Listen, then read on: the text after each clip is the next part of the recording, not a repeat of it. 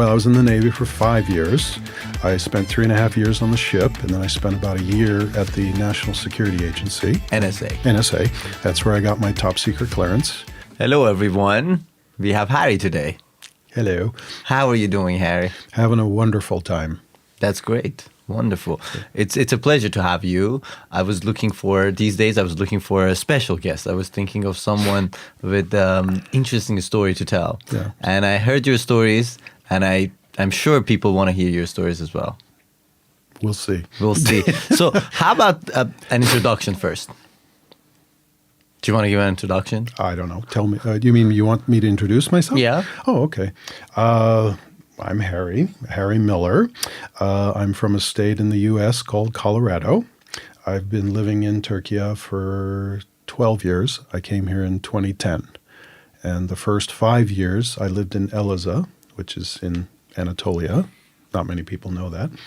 I spent 5 years there at Fırat University. Yeah. And then I moved to Bursa, where I was there for 3 years at Uludağ. And then I came here like 4 months before the pandemic. It's quite interesting because I'm sure many people have asked you why Elazığ. That was like the first pick. Yeah. Well, no, I got to Elazığ by chance. When I got my certification to teach, the school sent us a folder with hundreds of schools all over the world, and I went through. And China, no, thank you. Mongolia, no, thank you.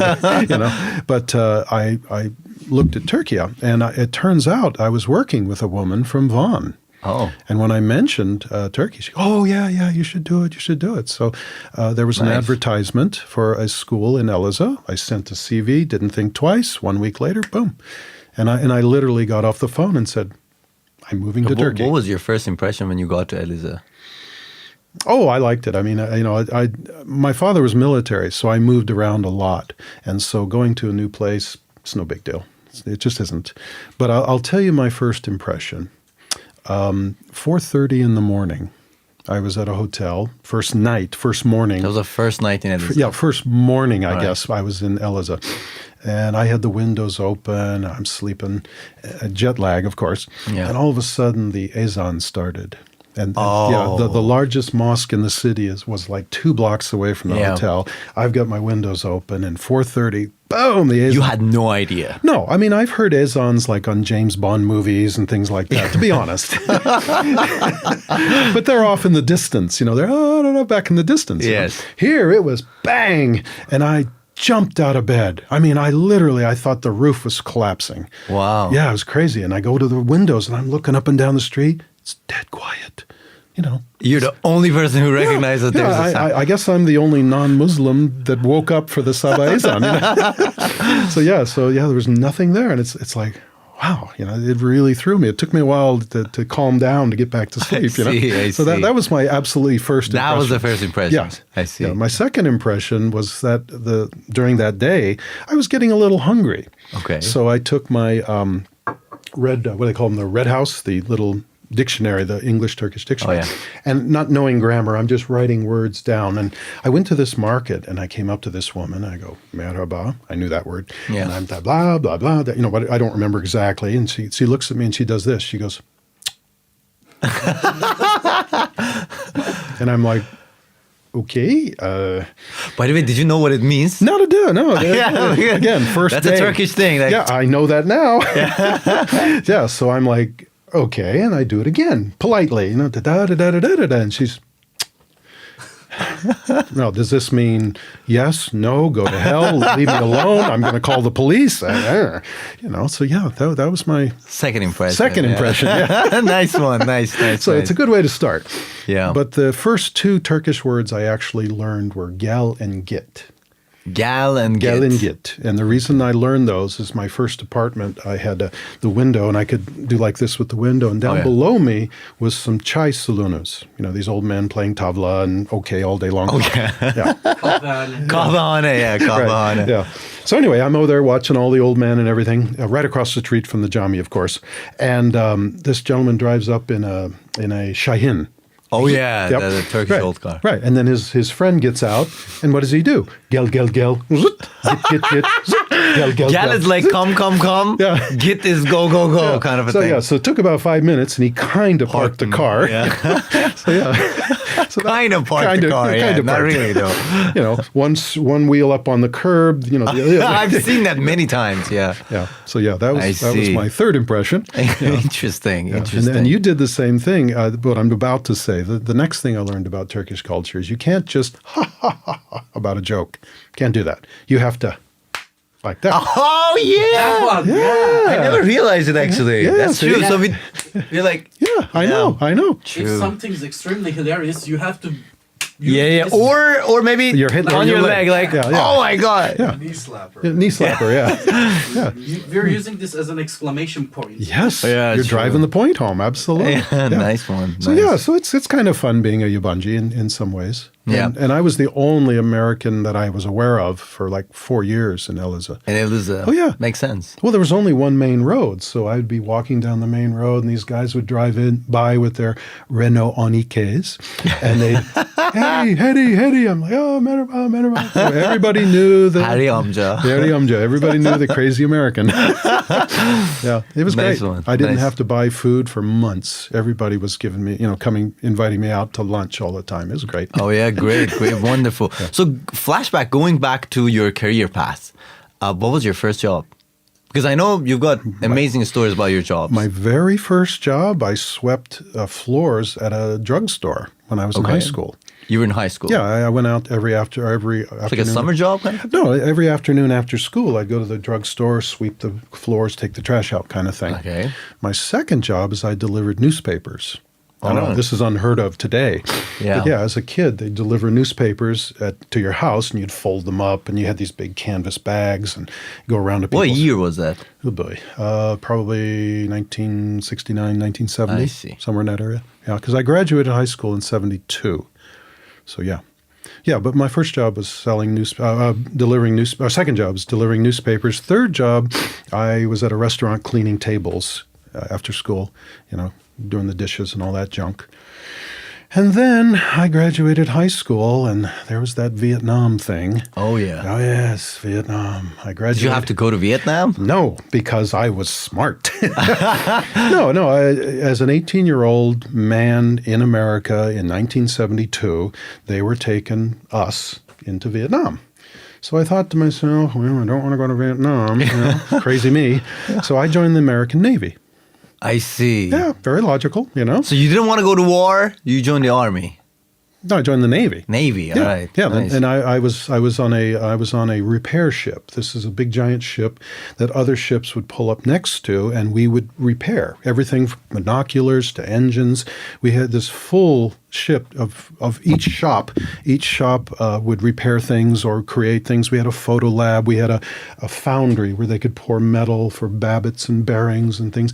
Pretty amazing Where place. was it? This was in Norfolk, Virginia. Nice. So I joined the Navy. I went to San Diego. I'm 18 years old. I joined the Navy, went to San Diego for my boot camp. Then I went to my technical school, and they stationed me on this ship in Virginia, which is literally across America. It's like 5,000 kilometers. Yeah. Well, I bought my first Harley when I was 18. I bought it from a gentleman that was associated with the Hells Angels. Not that that means anything, just very nice people. And so I rode my chopped Harley at 18 years old from San Diego to Virginia. Yeah, and I had an old high school friend of mine I ran into in San Diego, so we did the Easy Rider thing. Yeah. We rode 2 motorcycles, chopped motorcycles across America, man. Nice. So that was like a whole road trip around America? Well, straight across. I yeah. see. Yeah, I it was see. fun. It was fun. How long did it take? I was thinking about that the other day. I hadn't thought about it in years. It took 8 days, but we were not in a hurry. Also, so it was one of those things. We'd stop and do this and that. But yeah, it's kind of unique being an 18-year-old going across America, because when I worked for Harley later, sure it is. Later in my life, there's a lot of 40 and 50-year-old men, people that look like me, and they're, well, one of these days I'm going to ride across America. I did it 40 years or 50 years ago. So I see. It's a good way to start. And then you are in Navy. Mm-hmm. What's next? Well, I was in the Navy for 5 years. I spent 3.5 years on the ship, and then I spent about a year at the National Security Agency. NSA. NSA. That's where I got my top secret clearance. And then I got out of the military. Was it difficult to get the top secret clearance? It takes about a year. It's very comprehensive. And because of my travels as a child, I went to 9 schools in 12 years. So as a child, I had to write down everything, location and dates and everything. And then literally the FBI went out and banged on doors of neighbors and friends. And is Harry a good guy? Is he a communist? Is he a homosexual? The usual. They were the two main concerns. Yeah, that's it. Communism and homosexuality. We don't want no commie queers. but anyway. Anyway. No, it took a while. It took a lot. But the thing about the top secret clearance is in that industry, it's worth a lot. Today, it'd be worth easily $100,000 a year job minimum. Really? Oh yeah, it's very difficult to get. After 9/11, they really clamped down on the top secrets. I see. Yeah, so it's. And how was the job? Was it difficult working at NSA? Did you have many protocols and stuff? Well, back in those days, you have to realize laptops were not invented. The desktop computer was not invented. We were working on these big mainframe computers. Our rooms were like 4 times the size of this room, and the CPU alone on the computers were like this wide, 2 meters tall. Wow. Just the CPU, and we had the big what do they call them? Magnetic tapes. Reels. The reels. Yeah, we had those things, and we had cards with printed holes in them and all that fun junk, So what now? Cool, really. Like, cool imagine cool stuff. Well, back in those days, it was. It was pretty amazing. We'd have the captains, all the guys would come down, and they'd introduce us and show the computer. And everybody's pretty fascinated because all the lights working and, all that cool stuff, Nice. But no, the stuff that would take us hours to do on those computers, today you can do it in minutes. Yeah, it's amazing. Really, because those were transistor computers. This was before the integrated circuitry and microcircuitry. I see. Yeah, everything was transistors and diodes and capacitors and all that fun stuff. I see. Oh, I hated that computer. Horrible. Yeah. I assume they produce so much heat. Oh, yeah. That's another thing. The rooms had to be air conditioned. So even in the dead of summer, hot, humid summer, I would be wearing, the military, the jacket that they gave me. I'd be wearing a jacket. Did you guys have to wear military uniform? Well, that was the nice thing, is because we were classified and behind locked doors, we, T-shirts and jeans. Oh, yeah. Yeah. Could you talk about your job to your friends and family? Well, yeah, to a point. There's a point where you don't talk about certain things. That's why you got a clearance, Of course. But no, like I told you the other day, our job was to listen to the Chinese Navy. That's it. That's it. Yeah. That's it. Now, it's not a classified thing because everybody listens to everybody. Yeah, everyone knows that. Yeah, right now MIT, Turkish intelligence, is busy listening to somebody. Yeah, everybody's listening to someone. Yeah, true. And that's what our job was. Just something that I wonder. Any alien information since you were there? Well, I can neither confirm nor deny reports of that. No, see, the thing that people, they understand it, but they don't think about it, is that the government is so vast and the intelligence is so vast. Of course. They have a thing called need to know. You only need this. You don't need that to do your job. And that's all. So even if I were to be caught and tortured, all I could tell them is I ran the computer and it said that the Chinese Navy was going to be broadcasting this and that. That's it. It's nothing. I can't tell you anything more deeper and more involved. It's I see. Yeah, it's need to know is real important. Real important. I see. And then from NSA to space program. No. Once I finished the Navy, I went back home to Colorado, started school. I started school in the Navy. I ended up going to 6 universities over the years. I ended up 10 years going to school, and I ended up with 4 diplomas. Wow. Yeah. Impressive. Oh, shucks. But no, I started to go to school. And of course, I had to have income while I was at school. So I worked at a hotel. I worked at a bank. I sold car paint for a while. I sold vacuum cleaners. I designed precast cement forms. I did all kinds of crazy jobs. What year is that? Oh, that would be, 77 through 1980, let's say. I see. Roughly. I see. Yeah, and then once I got my first 2 diplomas. Well, no, first diploma, I went down to Louisiana and I worked in the oil business. I was a mechanical designer. I went to school there, got my engineering degree, and of Just course, a mechanical engineer? mechanical engineering. But primarily I worked with structural steel. So the fun part of the job is at least once a month, sometimes twice a month, they would fly me out on a helicopter and I'd go out to the oil rigs. And my job was to do safety upgrades. Oh, yeah. Yeah, I'd go in there. I had to kind of know the safety regulations, and I'd go to the rigs and make sure everything was, right or wrong. And I'd have to take tape measure and, design things to make it safer. And so it was a great job. I loved it. Great. The helicopter was fun. Nice. Big fun. Yeah. And it is amazing when you're in this little tiny helicopter and you're up so many hundred feet or meter, and you can see this dot way out there. And as you get closer and closer, this oil rig just gets bigger and bigger. Oh, yeah. Those oil rigs are huge. You have no idea how big they are. They're monsters. But yeah, I love the job. Where was the location? It was in the Gulf of Mexico, Nice. southern Louisiana. I see. And the safety, everything? Was it safe? No, it's a dangerous job. My brother worked in the North Sea oil up near Norway and Scotland, and the life expectancy of those men was minutes if they fell into the water. Wow. Oh yeah, it's very dangerous. Plus, my brother is like me. He's not a big man, but he's tall and slim. And boy, within 6 months, this guy was a monster. He was, because it's rough work and Gotta work hard. Well, yeah, these oil workers, it's heavy work. It's heavy work. He'd come home with dents in his head and bruises all over him. Wow. It was rough, very rough. But he got paid. Y para. Oh, yeah. Good money. He got good money. Yeah, I see. So yeah, oil business. Great. And then what year did you end your business with oil? Well, when the market fell, I'm going to say 81. I don't remember exactly. Yeah. About 81. And then I moved to Houston, Texas, and I got a job working, mechanical designing hyperbaric medical chambers, altitude chambers, and bathyspheres, diving systems. And so this is called, let me think, PVHO, Pressure Vessels for Human Occupancy. What does that mean? Pressure vessels. Okay. Yeah. Basinge. Okay. Human occupancy. Pressurized vessels to have humans inside of them.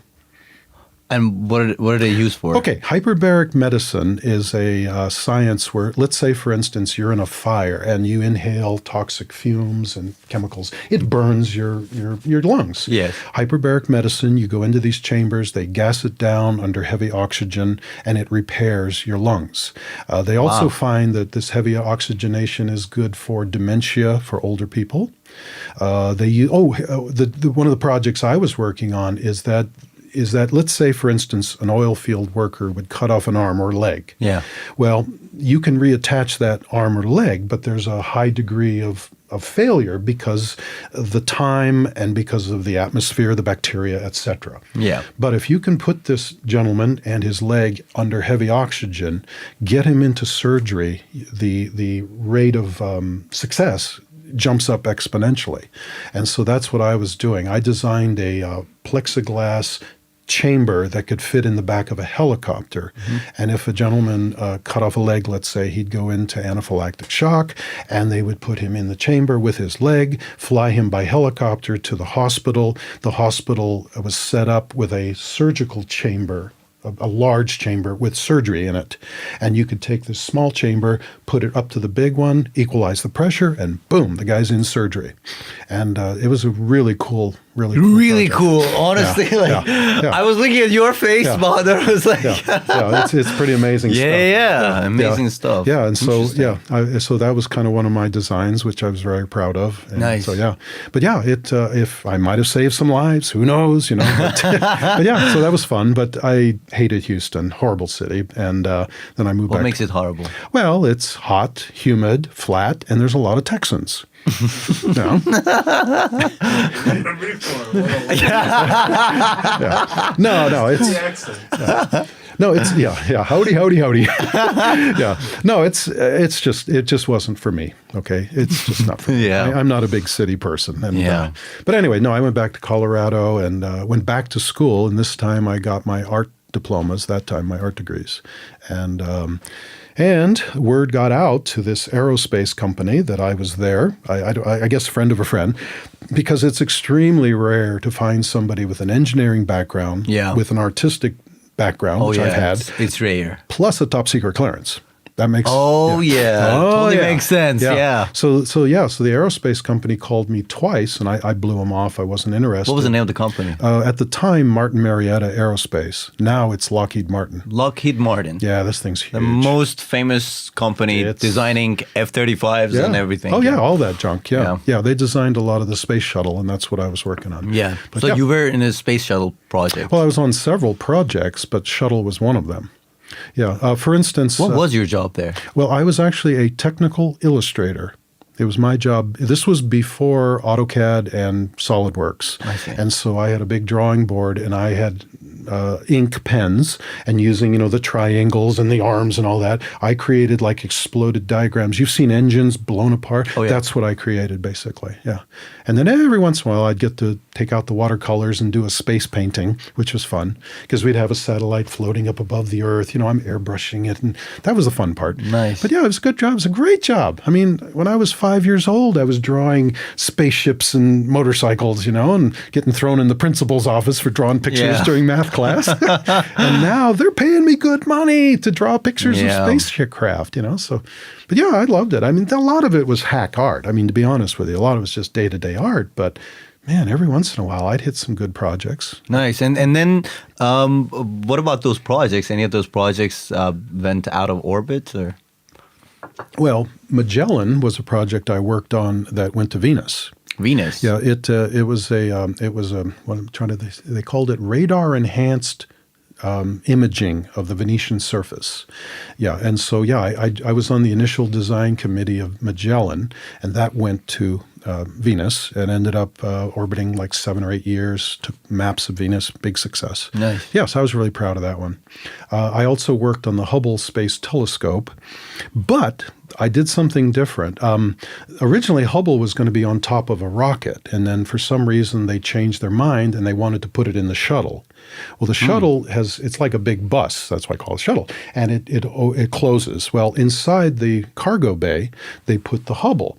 Well, the problem is what I worked on, what I was on the design committee, is we did the gimbal to take the Hubble and to straighten it up so it could be launched. So it was this thing that I worked on. Wow. I didn't actually work on Hubble. I worked on this mechanism that held it and then ultimately launched it.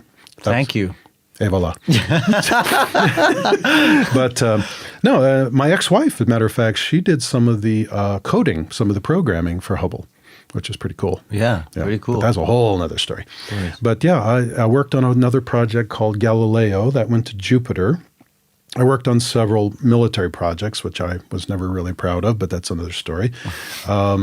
Let's see, what else? Oh, I worked on the very early stages of the space station.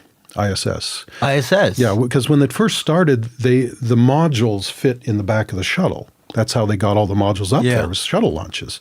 Well, it became like a Lego, putting them together. Oh, yes. So they didn't know whether it was going to be an I shape or an H or a square, or they didn't know how it was going to be positioned. So I was drawing, I drew, what I did is I created these modules, and then we just made them like paper dolls, Well, we can put it in this configuration, or we can put it in that configuration. So they didn't know how they were going to build the shuttle, the station at that time. I see. Yeah, so it was fun. Fun. And then what do you think of when you saw the last ready product of ISS? Oh, I love this stuff. NASA's on my computer. I'll give you an example. A few years ago, I was on my motorcycle out near. I'm trying to remember. I think I was near Artvin, and that night I found out from the NASA website that ISS was going to be coming over Turkey. So I didn't put up my tent. I put up my sleeping bag, and I watched it. And sure enough, you saw the ISS. I saw the ISS. Nice. Yeah, nice. I had my little binoculars. I mean, you couldn't see it. There it is. But it was kind of cool. Yeah. Of course. Yeah. Of course. Yeah. But that was a fun night because I was like this. I rolled like this, and I was just falling asleep. Okay. Yeah. And I felt this pressure. In Artvin. Excuse me? In Artvin. Well, I was in a forest near Artvin, but I felt this pressure on my legs. And so I just, and I heard this nylon sound, like this type of sound. Ooh. So I nonchalantly reach over my flashlight and flash it. It's a hedgehog, kilpi, A hedgehog? Kirpi. kilpi. Yeah, Yeah, kirpi. little kilpi was right there looking at me like, "Hey, man." Yeah, it's like, "What are you doing?" Looking for ISS. Yeah, whatever. Yeah. So I turned the light off and he walked away. So yeah, Nice, it's kind of nice, a fun evening. Yeah. Of course. So then what happened to that space program? Which one? I mean, you were working on that Oh, wow. thing, Oh, well. shuttle, I guess, Yeah, right? January 1986, my life changed because the shuttle exploded on takeoff, the Challenger. I was working on a shuttle-related program, and when the shuttle exploded, they shut the program down because they didn't know why the shuttle blew up. It turned out it was some O-ring seals on the outside rockets, but they shut the whole program. They didn't know why it failed, and so they just shut it all down. And so for 6 months, from January to June or July, I was on what they called administrative hold, where I would go to work, sit at my desk, and get paid, do nothing. Yeah, because all of our paperwork, You're not allowed to do anything. No, they took all of our paperwork, put it in a secure room with a locked door, and then they had an Air Force guard, literally. A guy with a beret and an M16. Yeah, they were guarding it. Nobody could touch because they didn't know what happened to the shuttle. They didn't want me going in and, taking a piece of paper. So they thought maybe there's another country did No, something. I mean, you might have been hungover that day, and instead of signing off on something correctly, you just, yeah, whatever, man. Well, it turns out that, that's what Yeah, I'm saying. the shuttle exploded. It's an incredibly complex machine, if you Of will. course, yeah. And there's thousands and thousands of people working on it in various capacities. So, they didn't know. So they just shut it all down. So I'm sitting there, nothing to do. After about a week or two of reading the newspaper, you guys remember newspapers? Okay. Yeah, just making sure. Yeah. Well, I had to read newspapers, and I'm sitting at a desk with paintbrushes and art and artboard and paint. It's like So I started drawing motorcycles. And my boss, I said, "Do you mind if I?" You look busy. No problem. So in a 6-month period, I created about maybe 12 or 15 nice paintings. And when they laid me off with 2,000 other people, I walked out, with my art under my shoulder, under my arm. see. And that was great. The whole program shut down. Just the shuttle program. Shuttle program shut down. Yeah. And then you have these arts. Well, You're out. Yeah, I'm out. So I've got 15 paintings for 6 months worth of paid by the company. Company art, a company board, company paint, company paintbrushes. I'm happy. Thank you, space program. Thank you. Right. Yeah. And so I don't remember when, but shortly thereafter, I went to a motorcycle rally up in Colorado, and I had a chance encounter. I met a gentleman who was the public relations coordinator for Harley Davidson. And we got to talking and I'm discussing things. Sorry. And I told him, I said, "Would you like to see my art?" And he goes, "Yeah, sure, why not?" And well, I showed him my art. Well, the next thing I know, I worked with Harley for 18 years as an illustrator, as an artist. Nice. Yeah. And I think that was a job you really liked. Well, I like all my jobs, or I don't have a job. No, I'm serious. If you don't like your job, don't be there. Good advice. Well, thank you. But no, it's true. I liked all my jobs, or most of my jobs. But See. yeah. But no, So how was the journey with Harley? Well, see, Harley, that was a golden moment for Harley. They had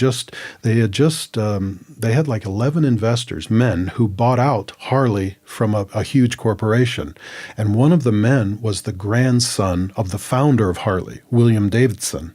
Well, this guy, Willie G, as he was known, he and I became good friends. And so it was good. I ended up doing a portrait for him. And of course, he introduced me to rock stars and movie stars. It was great. I loved it. And I traveled all over America showing my artwork at Harley rallies, motorcycle races, motorcycle festivals, and went to Canada, same thing.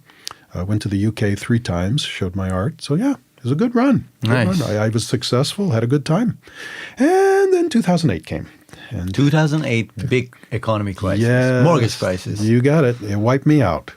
Yeah, I literally lost everything. The airplane I was telling you earlier about, gone. Everything. You had a Cessna. I had a Cessna 172, and I miss my little Cessna. It was fun. But yeah, my whole life changed. I literally lost everything.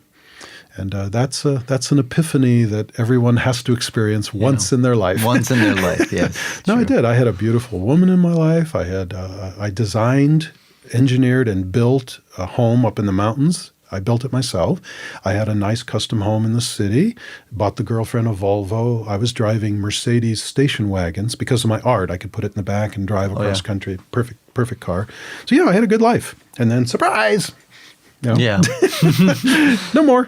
Yeah, and And then what was next? well, that's after? how I ended up here. I kind of reinvented myself. I had to reinvent myself. I'm sitting there in a one-bedroom apartment with all my furniture and boxes stacked in my apartment, thinking, what the hell am I doing, Yeah. I thought to myself, I can drink myself to death, or I can get busy. Oh, remember the Shawshank Redemption? Oh, yeah. Yeah, get busy living, get busy dying. Yeah. That was kind of my moment, if you will. see. So I volunteered at the Deaf and Blind School. We have the Colorado Deaf and Blind School in my home city. So I started volunteering as a teacher. I ended up learning ASL, American Sign Language. And then from there, I went and started teaching at the high schools. And so, yeah. Nice. But I got a check back from the government back when they gave checks, and it was a return on my taxes. I overpaid, go figure, and the government gave it back to me.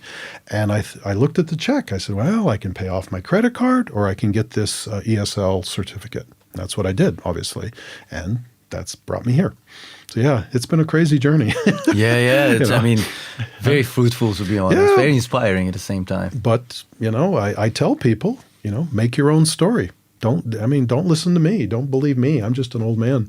But, go out and make your own adventures. Of course. Yeah. Yeah, you can sit at your home and you can wait to die, or you can go out and take some chances. Yeah.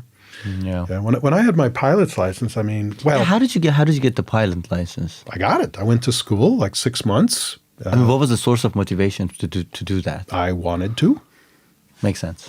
Yeah. That's all. That's all you need. Just one day you were like, okay, I want to fly a plane now. Basically, yeah. It wasn't just one day, but But yeah, I took ground school for like 6 months, and then you have in the plane for I can't remember. You have to build up like 100 hours. I want to guess. I don't remember exactly. Yeah. But yeah, it was a lot of work.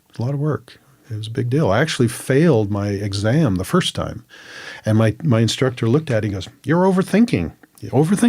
Simplify. Then I took it again. Then I did okay. But yeah, flying was great. Because if you think about it, and this is the challenge, gentlemen, that I suggest to all of you, many times I'd be up in the aircraft by myself flying, and I'm thinking, the only way I'm going to live to see tomorrow is by my hands, this brain, and these eyes. I'm in complete control of my destiny. And that's when you really start to think about yourself, if you will. Yeah. And it actually made me a better motorcyclist, because all that training on the airplane, it definitely helps. Wow, really? Oh, God, yeah. Yeah, especially in this country. I had crazy stories of accidents in this country, to be honest. Oh, absolutely. People don't really care. That's why I paid $1,000 for my kask. I've got Kevlar gloves. I've got double pads in my...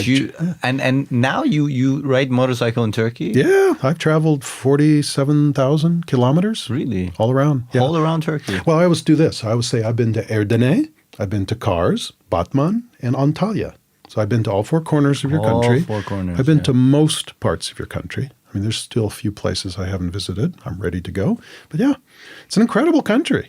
It really is. And I'm very surprised, although I shouldn't be, there are so many people in this country that know nothing about their country. They really don't. They don't visit your country.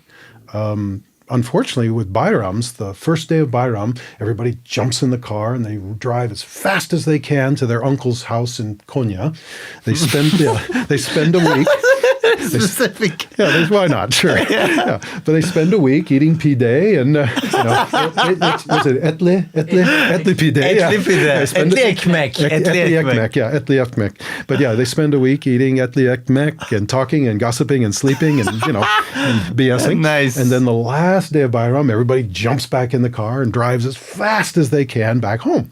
So the first and last days of Bayram, I don't get on the road. because that's the worst time because everybody's in a big hurry. You got to go. I see. Yeah, you got 3 Tezes in the back, all holding kids, and you got to get home. Yeah. Nice observation of culture, by the way. Yeah. I'm a grouchy old man. I've been living by myself for 15 years, and I'm starting to hate people more and more. I don't even like my cat anymore. You've got a cat. No, the cat bought me. He 2 years ago, he jumped into my house. Oh, really? About 3 o'clock, 4 o'clock in the morning, and I'm sound asleep in bed, and all of a sudden, boom, there's a cat.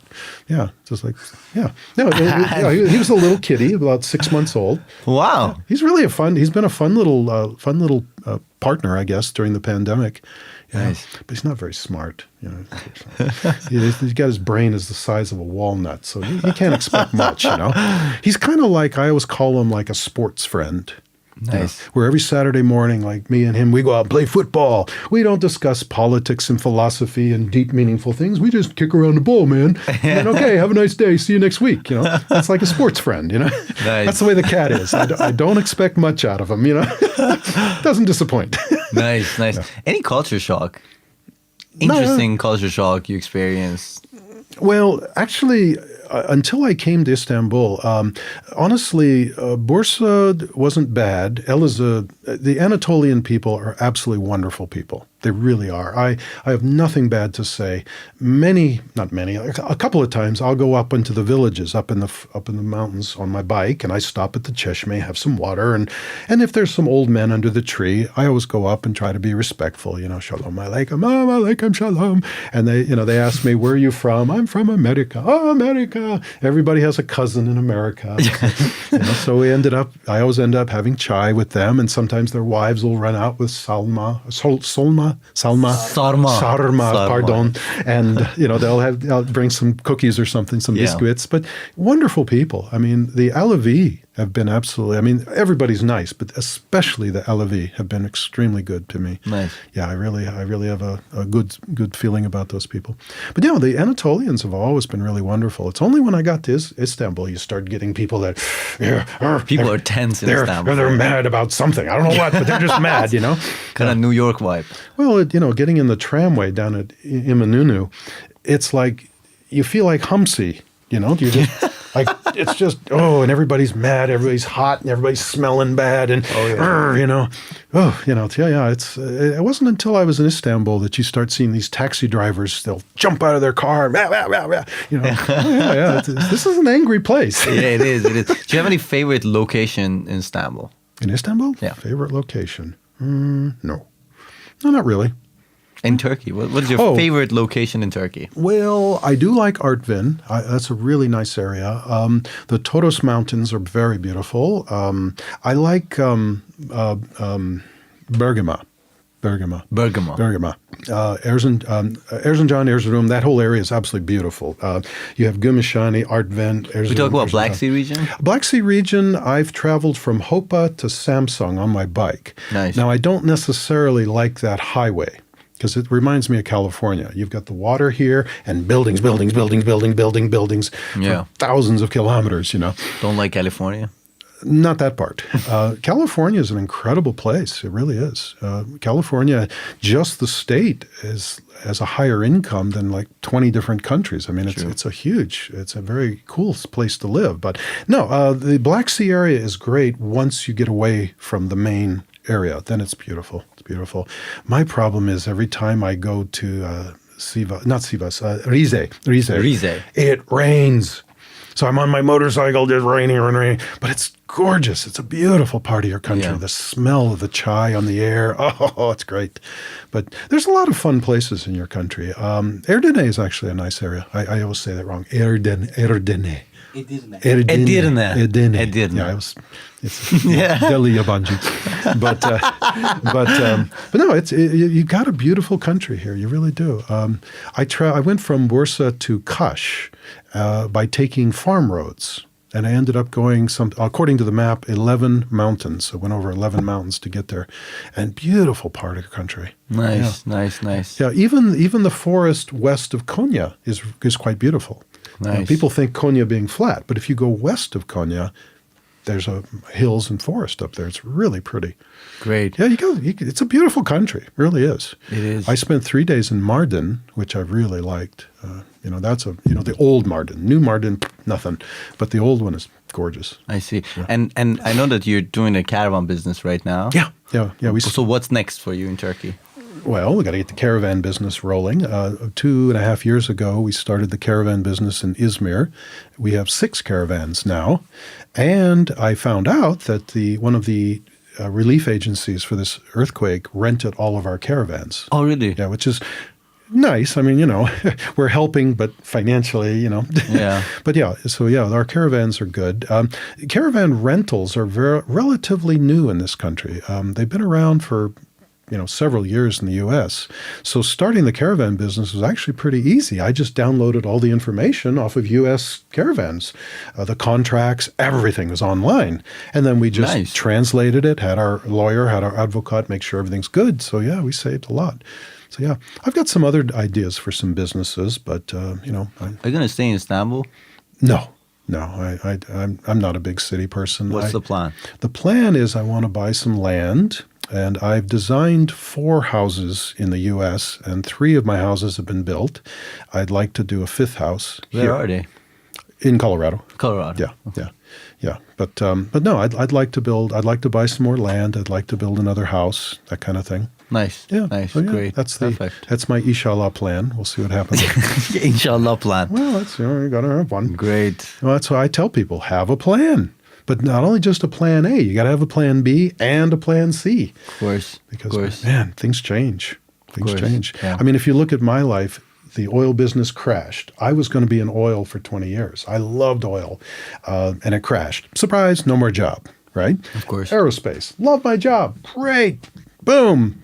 No more job. Explosion, right? Out of my control, right? I come here. The lira is 1.38 to $1 in 2010. Today? So much for that plan. You have to be flexible. You gotta. Of course. I can only do this. I knew a guy years ago, he came to me to paint his guitar. He was going to go to LA and be a rock star. I go, okay, no problem. So he gave me the body and I did an airbrush mural on his thing and it turned out beautiful, and he went to L.A. to be a rock star. I never saw him again. About 5 or 6 years later, I was at a nightclub, and some of my jazz musicians were playing, and I happened to look over. Guy looks familiar.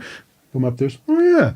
Hey, do you remember me? Hey, how you doing? Well, turns out he went to L.A. and he tried to be a rock star. But after about 3 years, I think it was, he got tired and hungry and poor. And so he came back. You don't want to be a rock star anymore. But the thing is, he tried. This is what I advocate. I don't care what you do. Just get off your dead ass and do it. Yeah. Okay? I mean, I'm a good example of that. I mean, you know. You did everything. You did a little bit of everything. Well, there's more to do. More to listen, by the way. I talked to Harry, and I guess we're going to be inviting Harry more often. He's got a lot of stories to tell us. I'll give you my IBAN number. Oh, yeah. Yeah. Noted. No. I don't want people to copy me. I don't want people to, oh, you're so amazing, or no, none of that. It's not important. I'm here to advise younger people, take a chance.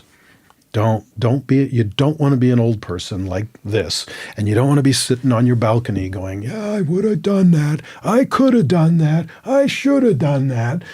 Do it. If it fails, so what?